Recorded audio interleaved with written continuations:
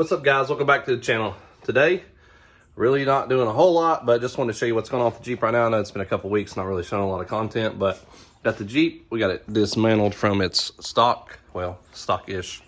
The tires and wheels that's been on the Jeep since you've seen the channel, the 37 BFG 1250 20s. These are sold. We are taking them today to a shop. It's a friend of mine's shop up in West Virginia.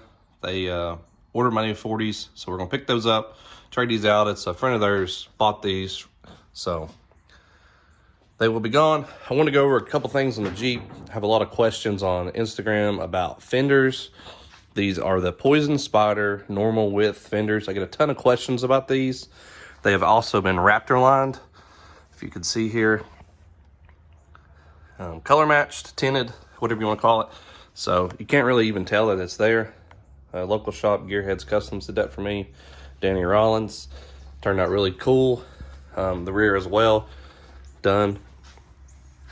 Can't really tell. Just a little tad lighter, but you don't really ever notice. But I wanted to do that because I spent all this money on this Jeep, and if you're on a gravel road or whatever, I didn't want to chip the paint and like have to go get touched up all the time and all that stuff. So just did the Raptor liner, and it really helps. I've not really had any chips or nothing. It's done its job. So move up here to the front. I have done the TerraFlex big brake kit. These are powder coated by Black Label Coatings. We've got the Dynatrack heavy duty rebuildable ball joints. We got the Reed steering knuckles. We have Synergy steering arms. We have a Core 4x4 track bar, Synergy tie rod, and high steer kit. I run that 4.5 inch AEV dual sport kit. And we have the JKS quick disconnects. And of course, we're re-geared on Yukon gears. We got Poison Spider diff cover. And we have the new Adams drive shafts, front and rear, as well as the Core 4x4 control arms. These are the tier 4. It's got the Johnny joints on both sides, up and low. And we got extended brake lines and deviate enders. That's pretty much it for the front. And the rear, we're running about the same. See the TerraFlex big brake kit. Same thing with the arms, Core 4x4. We have truss and gusseted rear axle and stock sway bar for now. Probably do the Curry and a rock. And we also got the Core 4x4, the new exhaust. You see it through there, and as well as interpreter. So I want to go over a little bit of this stuff with y'all because I get a lot of questions about it. Hey, did this come orange? Hey, did you do this? Hey, did you do that? So all of the metal on the suspension is powder coated. The brakes, the control arms, the springs, the front and rear track bar, tie rod, all that stuff. So all powder coated. The only thing that's painted is like the rock rails, the hood, the mirror caps, the bumpers. So go over that for you. I get a lot of questions. So the biggest question I get is about those fenders. It's funny because I get that often, but that's what they are. You can get them and they'll actually be welded here, and you'll see a gap. And I had all that filled in with body filler and sanded, and they look a little bit different than how they do from someone else. So that's the only difference you'll get if you get them, unless you put some time and money into them. I know they spent a lot of time and money into this. I know he had them like a couple weeks. So just want to go over that with you guys. Probably take you on this trip with me to pick up these tires later. I gotta go to work right now, and after work we'll head up to the shop and show you what it's like up there. They do a lot of they do a lot of Jeep builds, truck builds. They go from the big to little. They got some Gladiators there, new JLs, Rams, all that. They do a lot of wheel and tire packages, a lot of lift kits. They sell like steps, you know, accessories, all that stuff. So we'll head up there. It's called Cole Heritage Customs, and I think it's in Bluefield, West Virginia. Not too bad for me. It's only like an hour and a half, hour and 40 minutes away. So he was like one of the only people. He actually ordered my wheels from my Ram for me, the XD Pike, and we had those powder coated. And so we picked those up last year around this time. So this time we'll pick up the new tires for the Jeep, and we'll give you guys a little ride along. Stay tuned.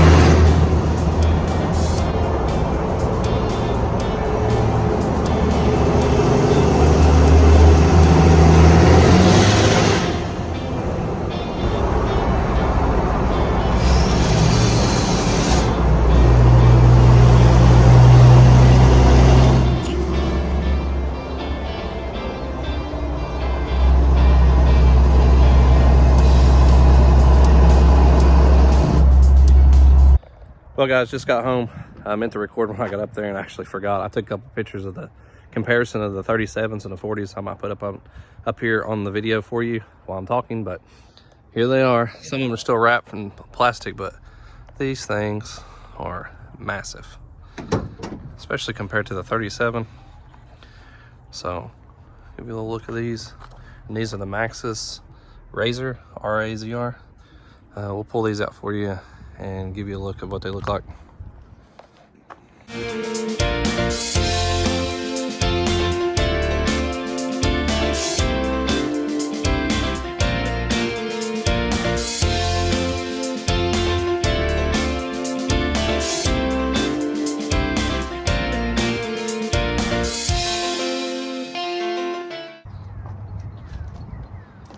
Alrighty guys, so there's the 40-inch tire. This is a 33 on my truck. As you can tell, it's a little bit of a difference. And my belly button's about even with these, which I'm not very tall. I'm about 5'10". So there's a difference of a 40 and a 33. So a little bit different. Tires look really good. There you are. Let's get the sticker for you guys. So they're 10 ply. This is a 40 1350 20. And I think it's like a 40,000 mile wear tire. So really good tires. A lot of people out west run Maxxis. So picked these up. 2-hour drive. Saved a lot of money. I actually got basically a tire for free from other prices that I was quoted. So we'll get these in here. I already got one like near the front. Give you a look of what they'll look like. Which the Jeep will need to be lifted just a tad. Let me set this camera down. All right, so I got the tires kind of in position where they would be. They would probably need to come out just a tad more, but that's kind of what the look. The front would have to come up probably another inch or so to be centered. It's a little low compared to how it needs to be. And the rear is pretty close on being where it needs to be, other than being moved back just a hair. But that's what it looks like with 40s, even though that's got the make-believe rims for now. But pretty cool. It's gonna give it an aggressive stance.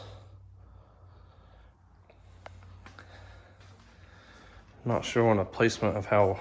I know that the wheel has a 3.5 back spacing, so probably gonna have to do a little bit of trimming. Of course, this is gonna go back just a hair, so we will probably trim a little bit of this, clean it up a little bit. Zeke approves. He thinks he's in trouble.